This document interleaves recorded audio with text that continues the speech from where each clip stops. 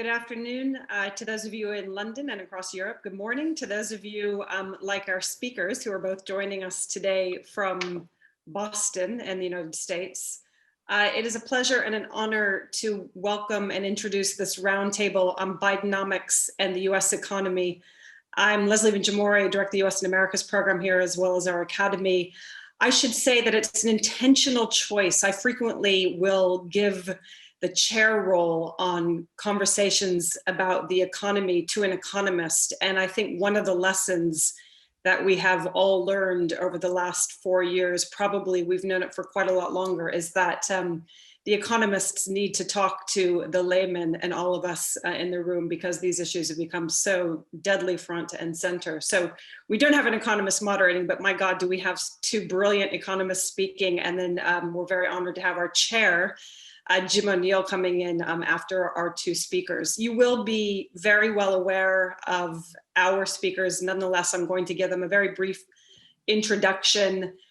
Jason Furman is currently professor of practice at the Harvard Kennedy School and also in the Department of Economics. He is a senior fellow at the Peterson Institute for International Economics. I think many of us know you, Jason, for your quite wonderfully informative and analytical Twitter feed, which I must say I highly recommend. It was great, especially around the CARES Act when it was initially passed.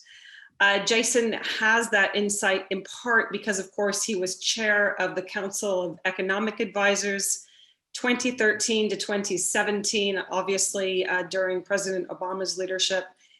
In his first term, in President Obama's first term, Jason served as the deputy director at the National Economic Council, which meant that he was one of the architects of the American Recovery and Reinvestment Act of 2009. So what a propitious time to bring those lessons to bear. This is not a similar situation, but there are similarities to this conversation. I would also refer you to a recent piece that he wrote in Foreign Affairs, but also one that he wrote for the Peterson Institute in October, really laying out what the objectives should be for the Biden administration, the economic side.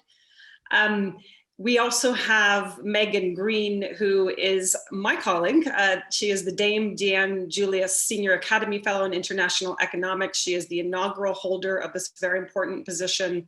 She is also a fellow at Harvard University's Kennedy School, where she is working on a book on inequality that really communicates this to a broader audience and draws our attention to the gaps between theory and practice. I've enjoyed these conversations with her over the past year, and as well as her regular columns in the Financial Times, which I'm sure many of you have read. I won't introduce Jim O'Neill, our chair. You all know him, but you will be hearing from him in due course. Let me just start by saying a couple of words. Jason, I know you're going to begin our conversation, and I've been heartened to read your writings where you say that the Biden administration needs to quickly jumpstart the US economic recovery, that it needs to look to solving some really serious structural problems in the US economy. But, and here's the but, and it's so important for our audience, but that the US really has to also work to restore America's economic leadership and take a role, and Jim will love this, not least at the G20, I believe, in really coordinating global fiscal stimulus and any other number of things. So I think people will be especially curious and interested to hear from you. And I think also our audiences are painfully aware that none of this is going to be easy, in part because after January 5th, the US Senate may still not be controlled by the Democrats, in part because America is very divided and nearly 74 million Americans voted for Donald Trump for a variety of reasons. But for all those reasons, one of our questions to you, in addition to what is Bidenomics, is how much of it's going to be realizable in the current political context. So thank you for joining us. We are on the record. We are recording, and I will turn it over to you. Great. Well, thanks so much for having me. I feel like everything else I do these days is Chatham House rules, so I'm glad I can come to Chatham House and overcome that limitation. Why don't I start briefly by talking about where I see us right now in the U.S. economy. We are still deep in effectively a recession with a high unemployment rate, economy operating well below where it's supposed to be. The next couple months could be very dark. The virus set a record number of deaths yesterday and will continue to be high, is one challenge. A second challenge is that the lowest hanging fruit of economic recovery has already happened. Most of the job gains we've had have been people returning to their old jobs who were temporarily furloughed. The number of workers who have permanently lost their jobs keeps going up. And the third challenge is that after an initial fiscal response in the United States that was extraordinary in terms of its size and its speed, not perfect, I would have done it differently, anyone would have done it differently, but just extraordinary overall. It basically mostly ran out over the summer. The rest of it is going to run out at the end of December, and Congress still hasn't renewed it. And that's creating an air pocket for the economy.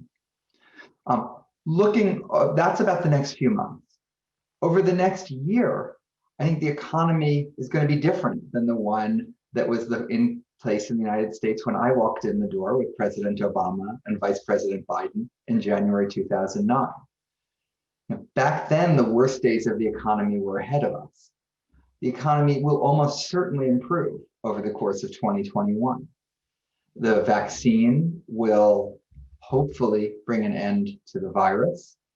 And there is about $1.5 trillion of pent-up saving that Americans have because we did a decent job on average of protecting incomes through the CARES Act.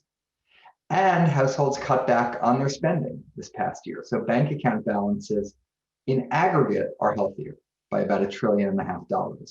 Now, there are millions and millions of families who are suffering. There's record lines at food banks. That could all get worse if Congress doesn't act. But if you're looking at aggregate GDP as a whole, and you're trying to talk about that, that pent-up saving will matter. So one difference from the economy that we had was back in 2009, the unemployment rate kept going up and up and up and didn't come back down below its January 2009 level until 4 years later. Now you'll have some momentum. The second difference between the economy then and the economy now is that now there's even more fiscal room to act than there was in 2009. More fiscal room. That might sound a little bit strange. Obviously, the debt is a lot higher today than it was before, but interest rates are much lower today than they were before. And as Larry Summers and I argued in a paper we released 2 days ago, the metric we should be using for fiscal sustainability is something like real debt service as a share of GDP. That's at a near historic low level right now in the United States. And over the next decade, even if interest rates go up, as they're likely to do, will remain near historic low levels. So that gives a lot of room for the United States to effectively borrow and pay that debt back over time. Third difference is that in 2009, the United States had unleashed the crisis on the world, or at least or had been perceived to have done that. That is not the case here. And the United States economy is in relatively better shape, less bad shape than European economies, which might help a little bit, plus the honeymoon associated with President Biden, who I expect to be more popular on the international stage, at least with democratic countries. So all of that creates a different context than we had 12 years ago. The most important thing is what President-elect Biden has already done, which is pushing for economic relief right now.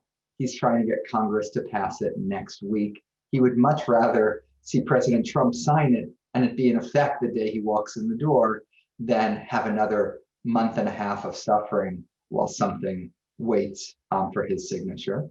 He'll then very much try to build on that and improve it and get more done next year. The amount more depends on whether the Democrats take both Senate seats in Georgia, which is considered not the most likely scenario, but certainly possible, or whether they don't. The improving economy in 2000 21 will mean, though, that he doesn't need to focus entirely and exclusively on fighting a crisis. What he'll need to do more of is the fact that even as the economy improves, there'll be millions and millions of workers left behind from the reallocation shock associated with people losing one job, needing to find another, from the broader trends that were there before this. Prime age men were working less in December 2019 than they were before the financial crisis. They had never recovered before this next crisis hit. Aspects of the inadequate social safety net in the United States were revealed by this crisis. For example, our unemployment insurance system, people had to wait forever. There's no sick days that are required in the United States. There's no national paid leave system. And of course, there are still 30 million Americans without health insurance.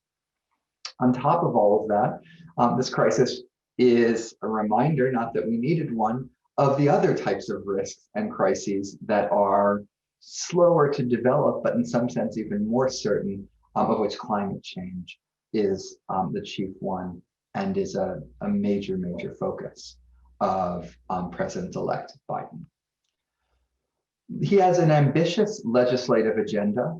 It is the most ambitious legislative agenda that a president from the Democratic Party, at least, has ever walked in the door with, just measured in terms of the size of the infrastructure investment, the size of the changes on healthcare, the magnitude of the tax increases on high-income households to offset some of those costs. The fraction of this agenda he can get done legislatively depend on what happens in Georgia. The Democrats have 50 seats. He won't be able to get all of it done, but he'll be able to get some of it done.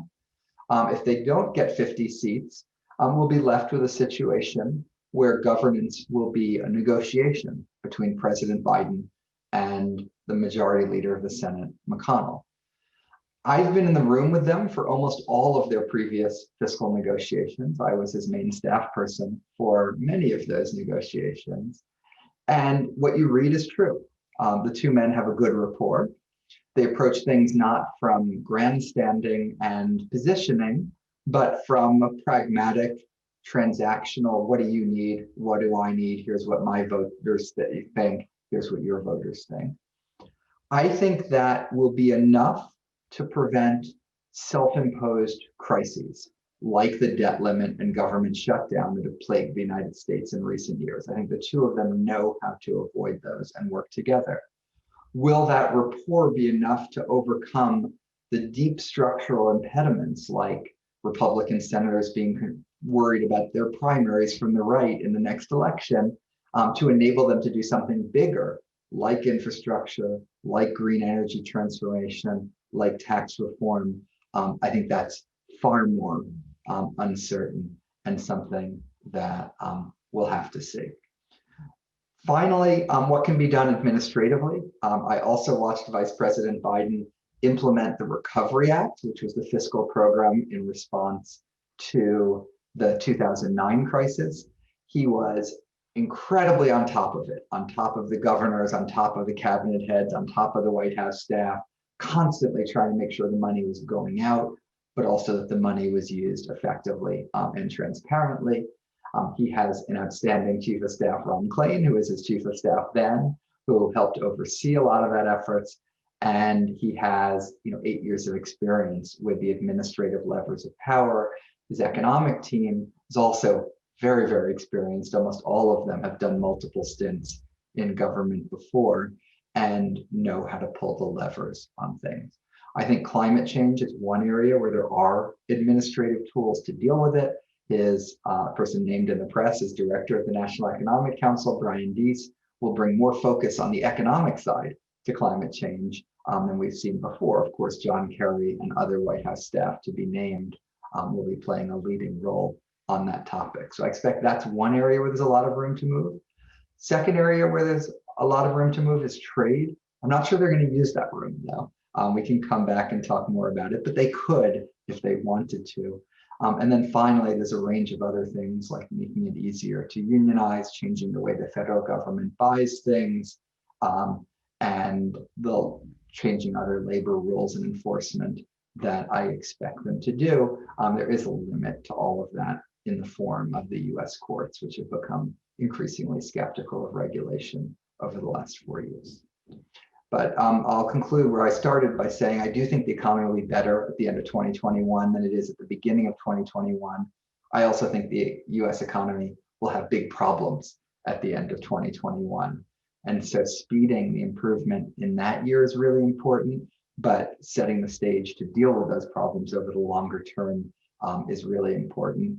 And all I think we'll able to be done next year will hopefully be a start on that problem, but it certainly won't finish it. Thank you. That was wonderful. And I'm very glad that you did begin to mention some of the individuals who have been nominated just this week even, because I think that there's a lot of curiosity about that. People I'm sure will come back to that, where there's surprises or what do you think? But let me, before I indulge in asking you my own questions, let me turn to Megan, who we are looking forward to hearing from. Yeah, thank you. So as per usual, I agree with pretty much everything Jason has said, and I knew that would be the case. So I'm going to try to play devil's advocate a little bit and highlight some of the risks.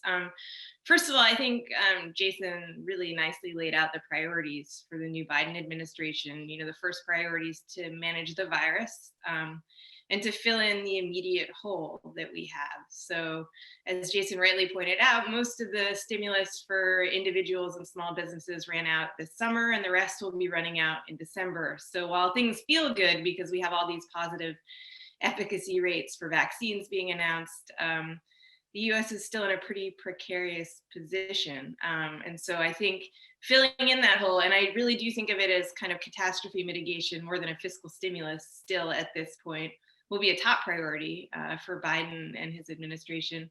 Secondly, I think we'll be highlighting some of the medium-term issues, which are all enshrined in the Build Back Better platform. So Jason highlighted climate, for example.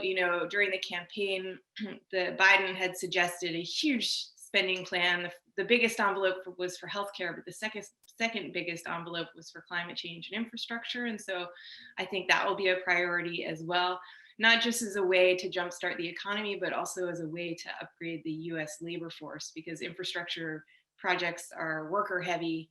They're high wage, high hour jobs, exactly the kind of jobs that we want to be creating in the US. So I think that will be a priority too, the legislative challenges with that notwithstanding. And then third, I think we'll be kind of reaching out to the rest of the world and trying to reinvigorate the multilateral approach that the US has led since World War II, but has largely abandoned over the past 4 years. And so I think, the priorities will be domestic first. That third one, I think, will come further behind, though. In a recent New York Times interview, Biden certainly highlighted that he'll be reaching out to our European allies pretty quickly. I just want to highlight some risks for the US economy. I mentioned the short-term risk, this hole that we still need to fill in. I think we will get a stimulus package. I think it's possible we get one before the new administration comes in, though I don't think it's a total slam dunk. But it's worth saying that, this US economic experience in this virus involved an initial huge drop in the economy and then a massive spike as we provided all this fiscal stimulus and we started to reopen. And now we're in the third part, which I think Jason likes to call the long, hard slog. I might have gotten that phrase from him, but that's where we are now. And so we have picked all the low-hanging fruit. We got all these people back in work who were just temporarily laid off.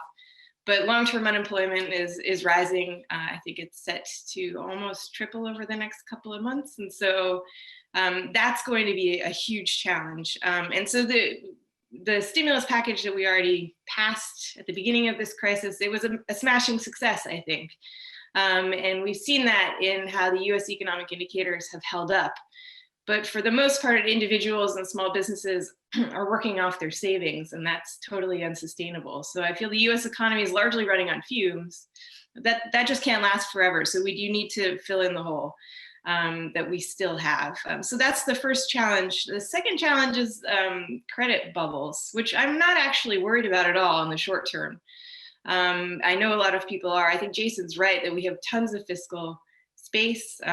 What's not important is the stock of debt that you have, but how much it costs to service it. And that's incredibly low. In fact, it's negative in real terms for most developed economies. So governments are getting paid to borrow for most developed economies now. That's a no-brainer. It was a no-brainer before this crisis to borrow with rates already pretty low, to do things like green infrastructure.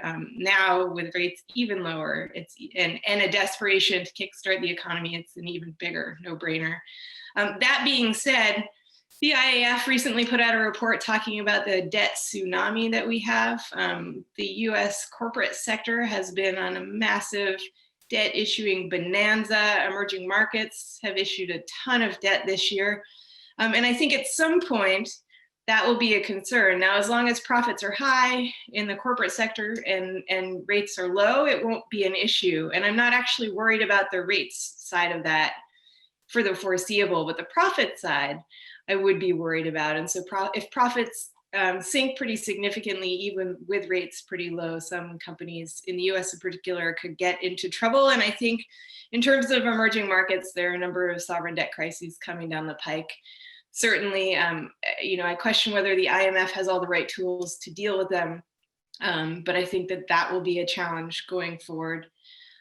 Third is inflation, and I will die on this hill that we don't really need to worry about inflation, but inherent in Jason's point that we have more fiscal room now than we did in 2008, 2009 is the assumption that rates will stay low for a long time, and embedded in that is the assumption that inflation will remain low. And I think that's probably right, but there is a risk that inflation will accelerate, particularly if we do fill in this immediate hole and get even more fiscal stimulus. I think Trump actually did us all a bit of a favor and proved that you can have a massive fiscal stimulus even when the US economy is running hot and it doesn't generate a whole lot of inflation, when we had the tax bill in 2017 and a massive spending bill. So I'm not particularly worried about this, but I do think that the consensus is that inflation will remain low. And so it's worth paying attention to the risks that exist, even if not just for statistical reasons, because we had a drop in inflation when this virus started. So next April, the year-on-year comparison will show inflation accelerating necessarily if our economy is more open then and we have more demand and more inflation. So I do think that's worth watching. I think there's another risk that at the end of the day, and maybe Jason was alluding to this at the end of his comments, the Make America Great Again strategy and the Buy American strategy aren't fundamentally that different in terms of the goals that they're trying to achieve. I think the means will be very different. But industrial strategy, that's here to stay under a Biden administration, I think, subsidizing research, trying to bring firms back on shore, providing tax credits to firms that create American jobs, things like that, I think are certainly here to stay. And ultimately, if you're a European company, even if the language under a Biden administration will be much cuddlier, if you're a European company, your actual operating space might not be that fundamentally different. So I think that's a risk that international audiences often underappreciate.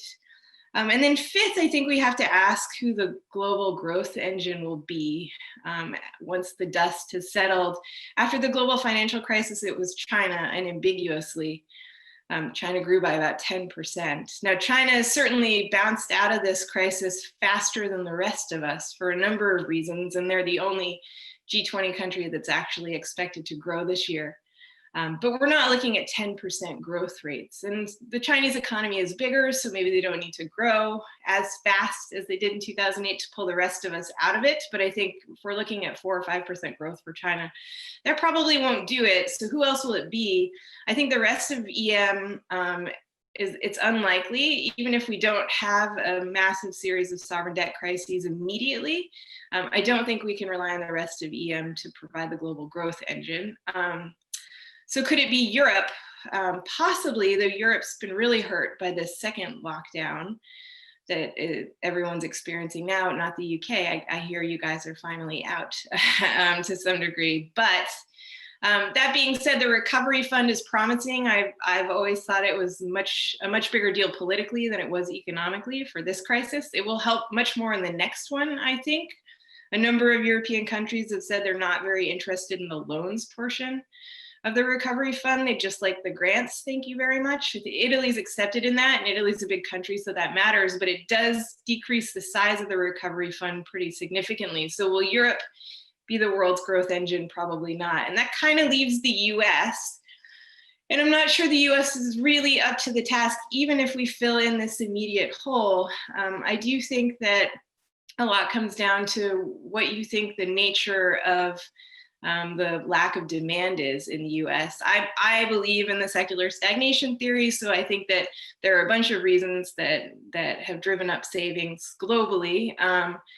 And also that those factors like inequality, demographics, they're not changing anytime soon. So that should be a challenge in terms of generating growth in the US. But also if you think that people aren't spending because there's fundamental scarring, not just because there aren't any opportunities right now, so people aren't laying out their credit cards, then I think that we can expect that to have long-lasting effects as it did after the global financial crisis. And so there is this big question about who's going to drive global growth forward, and there's no real obvious candidate, and I think that's a real risk as well.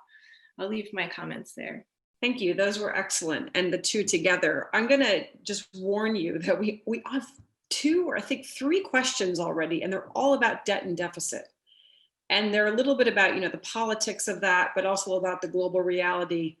But I'm going to come back to that after Jim's comments, because I think there's clearly a trend here that people are worried that there's complacency or that it's going to become more politicized now that the Republicans are, not in the White House. And I think it's an important question to get to. But first, let me come to Jim O'Neill. And then after Jim, if you prepare your questions, you can say that you want to ask a question, and we will actually have you speak your questions. I do have Lou Lukens on the list also.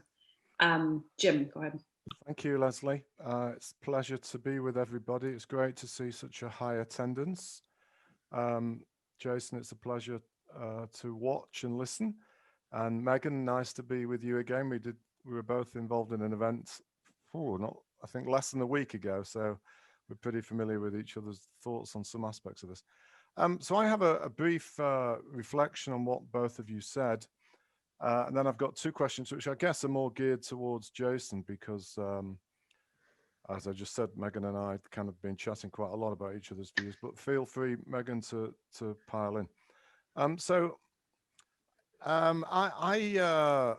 think one of the things that you said, Jason, early on is significantly underlooked by many of the more pessimistic people for 2021 about the remarkable rise in the US private sector savings ratio, which, as I'm sure you know, isn't unique to the US. And even many equally shared dreadful countries at saving, including the UK, have had the same experience. And it would seem to me, together with the degree of monetary and fiscal friendliness, that 2021 is, I wouldn't call it baked in the cake, but I find myself thinking that it is much more likely that the 2021 bounce will be much stronger than I see virtually anybody talking about. Where I have more sympathy with a lot of Megan's concerns, because I think that answers Megan's concern about where the stimulus is going to come from. It's going to come from individuals for the first time in, I don't know, many crises recoveries. I have the concerns, what happens when those savings rates are drawn down again, and et cetera, et cetera, et cetera. And it seems to me we are hugely dependent on the Chinese consumer, which is why, despite some peculiar aspects of how the Chinese government live their life, so many people are understandably, what's the right phrase, blinded, attracted to ignoring some aspects of it, because the role of the Chinese consumer for the next 5 years plus is just so vital to the world economy. So with that, the 2 questions I have in that regard, one of which relates to it, and it's a sort of slightly tricky one in this world of perceived and sadly, because of COVID, increased actual inequalities. What's your take on the whole stock market rally? You'd know as well as I do that many forecasters like myself and others would regard strength of financial conditions as adding to the confidence that a recovery is coming. And that's certainly in my view. And in fact, I think the stock market has been, broadly speaking, reasonably rational. But in this age of such severe challenges, is it something that one should be displeased about? And indeed, with it, what's your perception of whether the Biden administration might actually do something to discourage what some people would see with largesse in equity markets? So fascinated with how you're thinking about that. And the second thing, which Leslie, who knows me so well, correctly jumped on, the whole G20 thing. I am excited about the Biden administration rescuing what was probably the single most successful thing of the 2008 crisis, and the joint US-UK leadership on the G20. It seems to me the whole of the international governance process, but specifically the G20, is dying out for an emergency Biden G20 meeting in February, let's say, in which a whole slew of initiatives ranging from increased coordination on vaccines to shared fiscal initiatives, et cetera, and obviously climate change would be something that would suit the Biden administration down to the ground, as well as many of the rest of the world. And let me stop there. Jason. So on the stock market, Jim, I mean, people lament a K-shaped recovery for good reason, that people who have a high school degree, Black, brown workers are much more likely to be unemployed, double-digit unemployment rates. An L-shaped recovery would have been even worse. The Fed has tools that work better for financial markets than for people. But by preventing a financial crisis, I don't think their goal was to prevent a stock market collapse, but with low interest rates, it has the effect of preventing a stock market collapse. By enabling corporate bond spreads to be so low, that enables Ford Motor Company to borrow money to keep its workers on. And it would have been just much, much worse if companies were under incredible financial stress, laying off even more workers, and we had a financial crisis on top of a pandemic. So, and I think the Biden administration will understand that.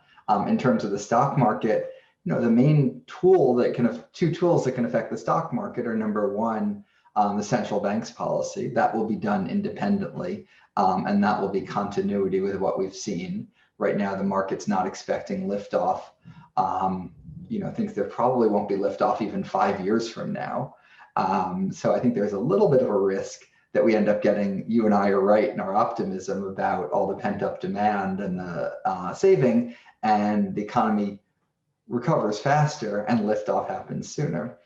The second thing that could affect the stock market is if capital gains taxes and corporate taxes went up. That wouldn't reduce GDP, but it reduced the share of GDP that went to the corporate sector. That would require legislation, and I think that's reasonably challenging. Megan, do you want to add? Yeah, so I would agree with Jim that the stock market has broadly been rational on this. Bears must just be tearing all their hair out right now because the economy has been pretty grim, and yet the equity markets just keep hitting new highs. But I also think part of it, as Jason rightly pointed out, is the idea that you can't fight the Fed. That's certainly part of it. But part of it is in the disaggregation of the market. So it's been the tech stocks and the healthcare stocks that have done really well, which is exactly what you would expect in a global pandemic where we're having all of our meetings on Zoom and are celebrating the announcement of vaccines. So I do think it's been broadly rational as well. I'll leave it there. And on the G20 thing, Jason? Sorry, I'm enthusiastic. I didn't say anything because I agree with you. I think that was, I remember I was on a plane with Larry Summers and Bob Rubin right after Lehman collapsed. We were going to a meeting with President-elect Obama. And I had written the statement and said like, and I'll convene the G7. And Larry's like, oh, you're so behind the times, you know, the statement should say convene the G20. And so we upped it to that. I don't think we were the ones that caused it, but at least we were we were with it and helped continue it and build on it in office. Absolutely.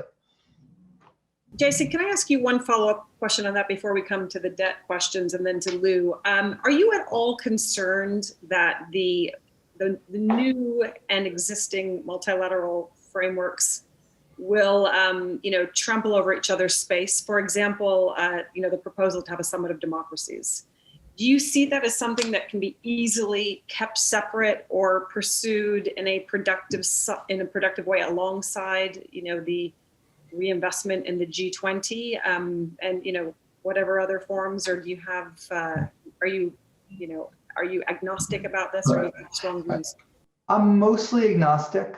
I also might be mostly behind the times, as I just admitted I was 12 years ago, which is to say the G7 to me seems like a highly functional forum for democratic countries that have large economies. The G20 seems like a potentially functional forum for the world's largest economies with a range of political systems and per capita incomes, and you know, creating new ones that don't have secretariats, et cetera, either, will just add complexity. But I don't, you know, I'm not against anything and don't have a super strong view. Do you have a view on that, Megan? No, I would agree. I mean, I think there's been a lot of frustration with the G7 and G20 processes, not just over the past 4 years, but previously as well, for, you know, never producing anything significant after the global financial crisis, of course, when it was significant. But I do think they're the best tools right now for reinvigorating multilateralism and global governance. Okay, let me ask you these debt questions, and I'm going to come to Lou Lukens. So Dina Mufti writes, what are the risks of not just the US, but the global debt bubble bursting, and how will that be mitigated by US economic policies? Adam kind of adds a political dimension to that. Is there a risk that the Republicans in the Senate will suddenly remember that they are debt and deficit hawks in order to scupper the Biden economic approach? And Michael Harvey adds to this, there appears to be some complacency about national debt levels in the US and the UK amongst economists, certainly nobody on this call, because of currently low interest rates. What is to stop interest rates rising in the years ahead? The editorial was mine, but those are really important questions grouped together. Who wants to come in on that first? Jason, you're unmuted, so I'll let you go first, and then Megan, and then we'll. Okay. Yeah. So, you know, first let's talk about the fall in interest rates. It started before the financial crisis. It continued long after the financial crisis ended. Interest rates were very low at the end of 2019. If you look forward, when I do fiscal forecasts, I use the Congressional Budget Office. They think the 10-year Treasury is going to 3% at the end of the decade. Financial market forecasts, which have been much more accurate over the last 10 years at least, only see the 10-year Treasury going to 2%. So if you believe the people that are betting money on interest rates, I'm looking at something that's already too pessimistic an outlook for interest rates. Absolutely there's risk in terms of interest rates. They could be higher than expected or lower than expected. Even if they're higher than expected, even 2 percentage points higher than expected, there is still, I think you still can stay roughly close to below where I'd be comfortable in terms of debt service levels. You'd stay within historical margins of debt service levels in the United States.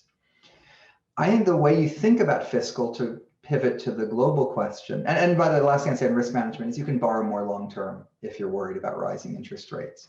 So there's other tools to deal with the management of it. In terms of debt, the countries that need to worry least are ones that borrow in their own currencies, have their own central bank. The United States, Japan, the UK are all in that category. The Euro area is sort of in that category insofar as there's some collective thing that stands behind the debt. One of the reasons why Italy can borrow relatively cheaply now. For emerging markets and the like, I'd be certainly more concerned, and they have more constraints on their debt. I wouldn't look at global debt level and add up lots of countries and lots of different types of debt, sovereign, non-sovereign, et cetera. Those are all really different animals and follow different dynamics. So I don't think a global debt crisis makes sense as a concept. I think you can talk about the different slices of debt in different contexts. And then finally, on the Republican side, somebody said risk. In that case, it's a certainty. Republicans are going to be talking a lot about the importance of debt and deficit. You could call it hypocrisy, or everyone does a little bit of, they worry less about the debt and deficit for the things they like. In their case, it was the tax cuts in 2017, and worry more about it for the things they don't like, which is what President Biden will be proposing. So, that'll be a constraint at the end of the day. I think some people on the Republican side are pragmatic and may want to get things done, but I don't know that there's enough of them to get things done. I mean, it is curious, given the Brookings study that shows that the counties that Donald Trump won in are, by far and away the lower GDP economies in the US. So you would think that there would be a strong incentive for the Republican Party to spend and not to play the politics. But I guess, we'll wait and see. Yeah, but some of it is, hypocrisy in politics. Some of it is a different belief about how the economy functions. There wasn't a lot of enthusiasm among Senate Republicans for fiscal stimulus over the summer when President Trump was the incumbent. And I think that's because they think that it doesn't work or is a waste or something like that. So I think some of this is a different belief. That's not any easier to solve than hypocrisy. In fact, it might even be harder to solve than hypocrisy.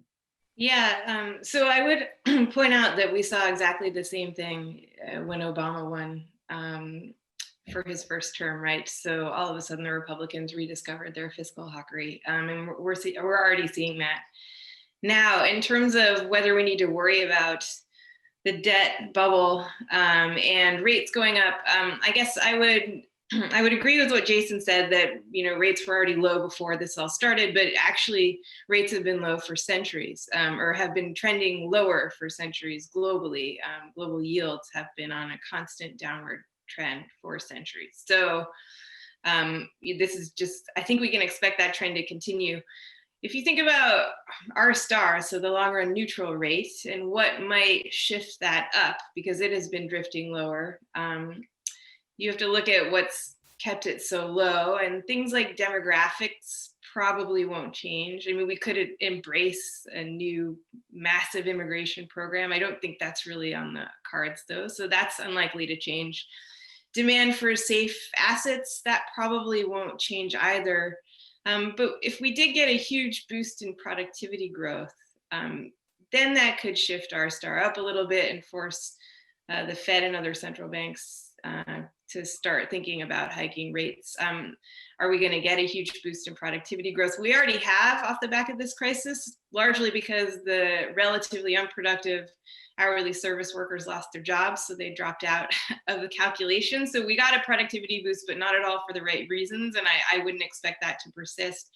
But you could argue that even though we've had all these technological innovations over the past decade, it hasn't showed up in the productivity data, in part because it just takes a long time for widespread adoption and implementation of these technologies. And so maybe we'll all be surprised, and all of a sudden all these new tech innovations will feed through into productivity data. We'll get a boost in productivity growth. That would increase R*, and central banks would have to respond to that. That's a lot of ifs though. If you have that many ifs and a conditional probability, the chances of it happening, I think, are fairly low. So I'm not that worried about inflation. I'm not that worried about rates rising for the foreseeable.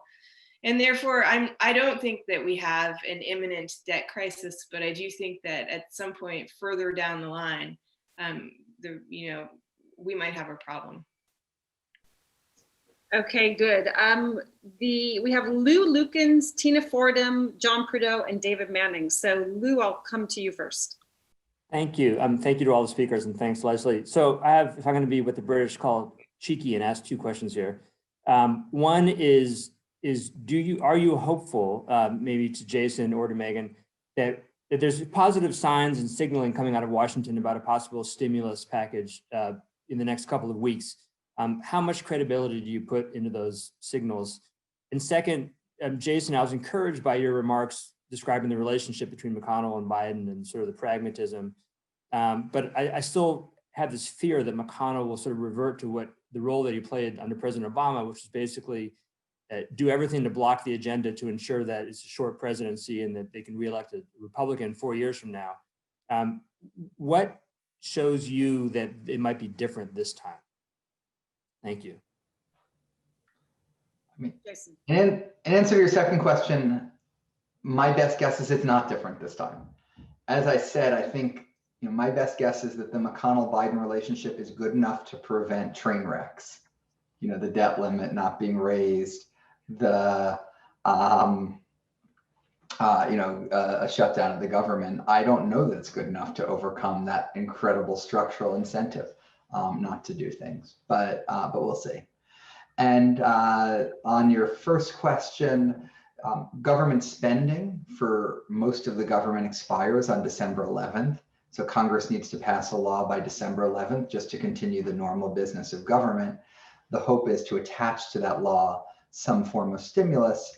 The optimistic version is that the gap between the McConnell and the Republicans, they're at 500 billion. The Democrats have basically come down to 1 trillion. And a number of other Republicans have moved up to 1 trillion. So the gap between the two sides is smaller. And so there's a greater chance of something happening now than seemed to be the case a few days ago. Megan? Yeah, I would agree with that also. Congress or the Treasury Department ending a number of the Fed's programs also frees up a bunch of money to help fill that gap. So the difference between the two parties is even smaller. I think if you take a macro look of what happened in this election, one take is that, we fired the CEO in the US, but we put in a safer pair of hands, but we reinstilled Mitch McConnell to make sure he can't do much because fundamentally the US just isn't ready for wholesale radical change. And if you take that view, then you have to be skeptical about what McConnell will allow Biden to do. So I think, unfortunately, the administration's going in with a very ambitious agenda. Unfortunately, I think it would be difficult to do things like expanding healthcare significantly or passing significant tax reform if the Republicans manage to win those seats in Georgia.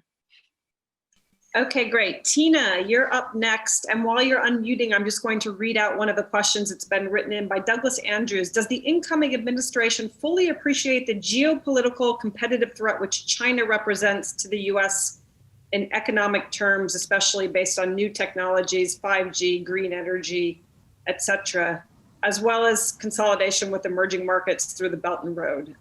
So you have that, and now we have Tina Fordham. Thank you. I really like that question too, though. That's a great one.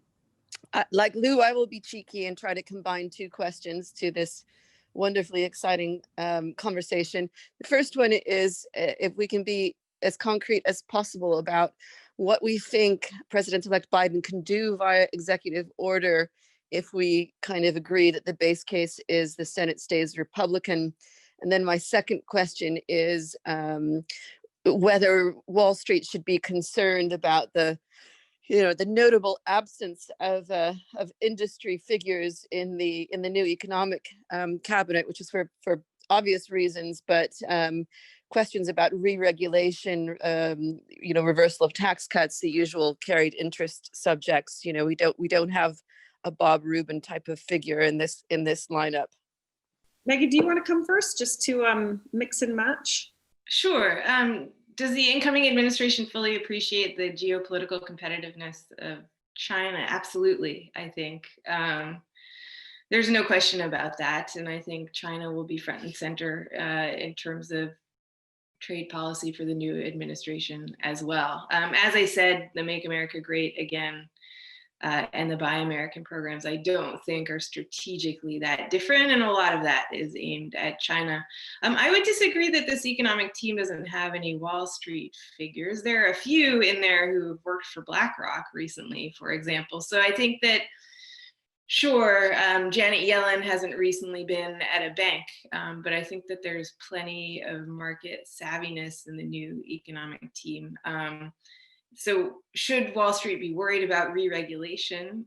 Yeah, I don't think that the market chops of the economics team would necessarily stop that anyhow. I think Biden has been open about being more in favor of regulation than the previous Trump administration was. And as I mentioned before, I think in terms of taxes, if the Senate's still Republican, I think that it will be difficult to get major reforms through on the tax policy front. I will leave it there because I can't remember the other question. That means Jason needs to remember. Oh, honestly, I remember the two you answered and I agreed with your answer. I think remind me what the other one? Executive orders, actually. What can be done with Yes. executive orders? Oh, executive orders, yeah. It varies. And, sort of start with you restore every rule that you had in 2016.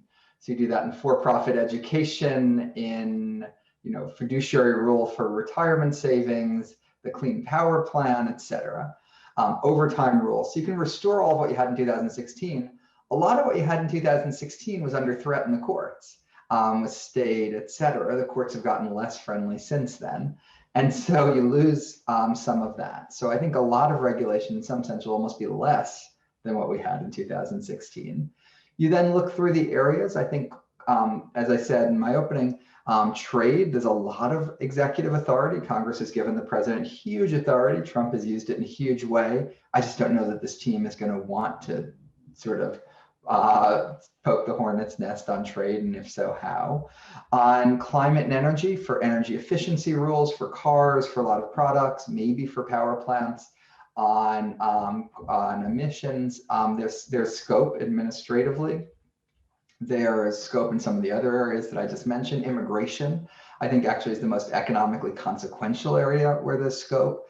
And then finally, just enforcement. You appoint someone who's tougher on antitrust to the Justice Department, tougher on financial supervision to the OCC, et cetera, and all of that makes a difference. So our two final questions are coming from John Prideaux and David Manning. And I think we're all getting so familiar in a wonderful way with each other that we're forgetting the other Chatham House rule, which is that you have to introduce yourself because not everybody knows who you are, especially if you write for The Economist. They tend not to always know who you are. But before we come to you, John, I wanted to read out Ron Bornstein's incredibly important question, which is, what do you think about the prospect for significant assistance to state and local governments that have had to shoulder the COVID burdens, the costs? So bear that in mind, but let's come to you, John. Thanks, Leslie. I'm John Prideaux. I'm the US editor of The Economist. Nice to see you, Jason. Megan, very nice to electronically meet you. And Leslie, thank you for all these wonderful sessions you've been organizing throughout lockdown, which have been fantastic.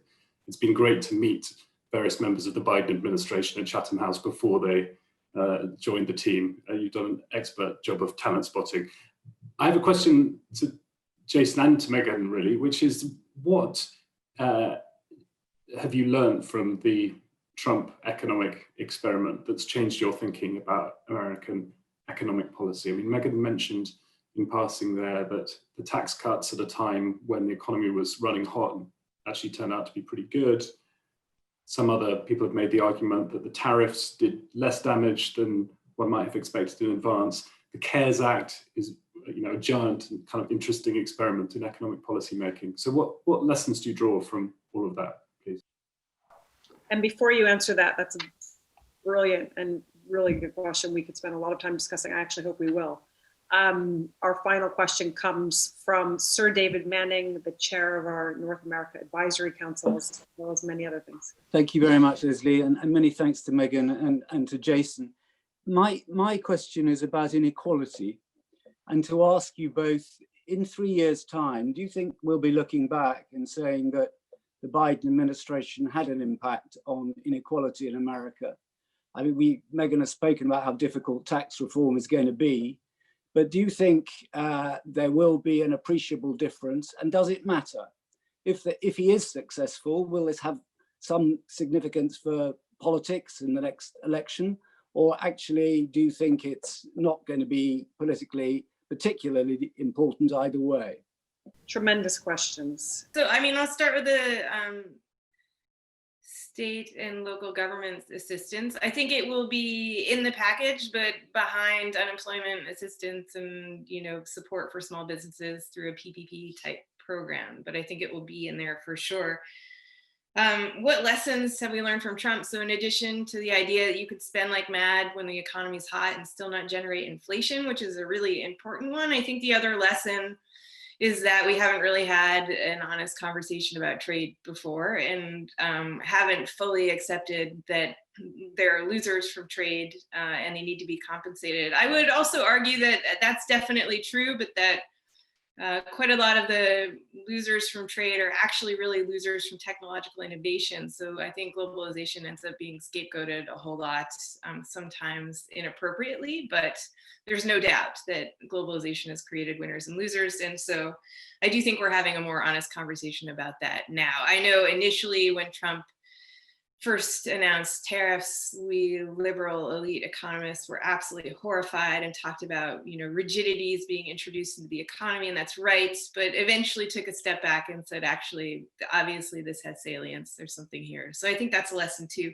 On inequality, actually, even without looking at redistribution and tax policy, I think Biden will have, I hope certainly that Biden will have a meaningful impact on inequality, and partly through some of his labor market priorities that are aimed at worker power.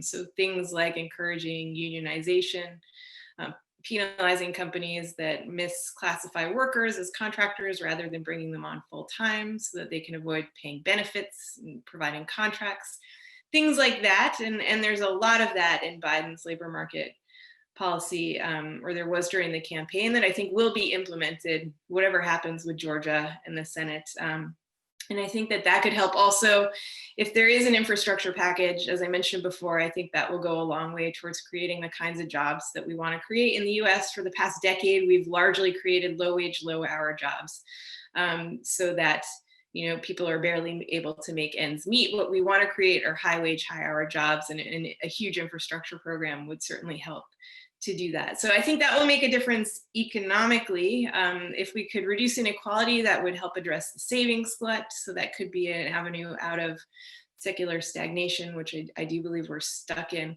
Politically, will that make a difference?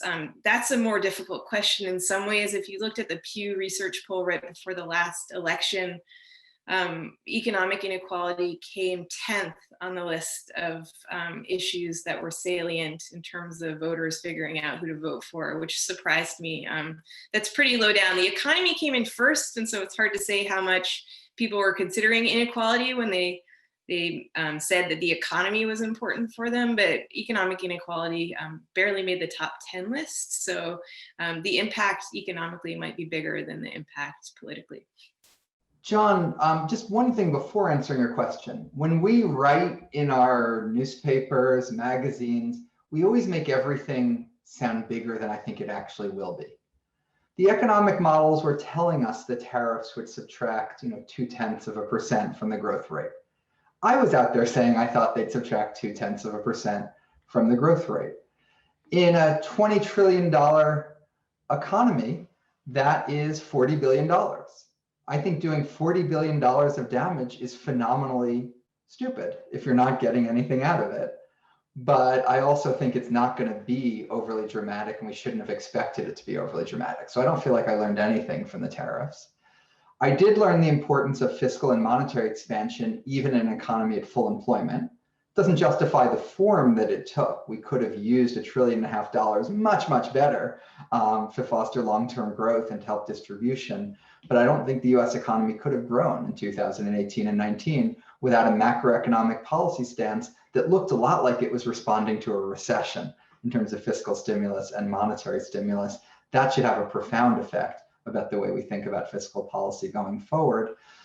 Finally, to say this is a lesson is a little unfair. It was my prior before, and I don't have any new data to support it, but I'll end on it. I think the most damaging thing that the Trump administration did for the medium and long-term outlook of the US economy was discourage immigrants from coming to our country and contribute successfully to our economy. And I think that's one of the most positive things that a President Biden could do, would be to immediately reverse some of the things we've seen at every level, from college students to the people already here undocumented, to the talented people that want to come to the country. And I think that's the most important thing the United States will have. And for example, its competition with China over AI and the like will be to be able to draw on 7 billion talented people around the world, not just the 330 million that happen to be living within our borders already. I'm very glad that you ended on that, because of its fundamental importance, not only for the economy and innovation, but also as a global symbol of getting the question of immigration right and not wrong, and taking it seriously. It's been quite embarrassing. That's a minor point, but it has been quite embarrassing to be an American watching what's happened to international students over the last several months. So this has been tremendous. I knew it would be. I knew it would be. I've known Megan for quite a long time and have such incredible respect for her and her work. And I'm glad she's with us at Chatham House. The fact that Jim was willing to come on the call is fabulous. Having John and David and many others on the video. And Jason, I mean, really, if you don't follow Jason's writings, follow him on Twitter, because you get a huge amount of insight. Some people really pack it into Twitter, and I know that sounds silly, but really I can't recommend it highly enough. This has been tremendous. I'm really, really glad that we were able to host all of you, and that you were able to join us, Jason. And I hope it will be the first time recently and not the last time that you'll come on again very soon, because there's going to be a lot to discuss over the period of the next 4 years and the first 100 days. Thank you all for joining us. You are on the record, so you will be seeing the recording soon. Thank you. Please unmute and join us in clapping. Thank you. Thank you.